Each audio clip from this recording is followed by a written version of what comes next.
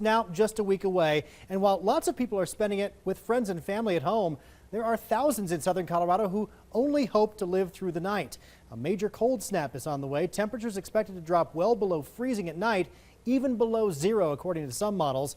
As shelter space is on low supply, tonight we're tracking the search for more. Lena Howland has our top story tonight.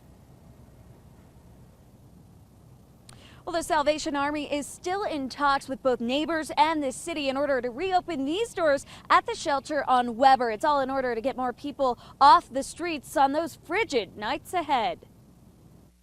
It's on everyone's hearts to get the homeless inside from the cold weather. The Salvation Army preparing for a stretch of below freezing days in Colorado Springs. We're going to fill our shelters to capacity. They can hold up to 220 people a night in their shelter on Sierra Madre. But their emergency warming shelter on Weber, which was shut down in April of 2016 and could hold another 150 people, still hasn't been reopened. The neighbors have concerns. We're just working with the city for finance, trying to get appropriate finances so that we don't do it halfway. We want to do this 100% and be able to serve the homeless to the best of our abilities. Despite the incoming cold, because they're still in talks with the neighbors and the city, the Salvation Army doesn't have a set timeline of when those doors could reopen. We're in conversation, and I'm hopeful that we should be getting it open soon. A much different story compared to Pueblo, which right now has no available warming shelter whatsoever. This is the first year really we've ever been in this position, so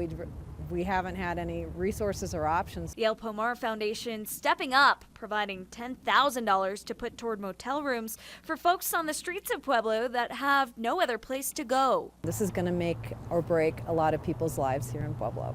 The rooms will be given out to single homeless people through Posada on a case-by-case basis as the need comes up. We have people outside who should not be outside that have issues, health issues, so they don't do well, or they've had frostbite prior, so it's really difficult for them to be out in the cold. And temperatures are expected to kick into the single digits on Thursday and could stick around at least through Christmas. Now keep in mind, in Colorado Springs, there are still an additional 200 beds open every night over at the Springs Rescue Mission. Watching out for you in Colorado Springs, Lena Howland, News 5. Lena, thanks. And continuing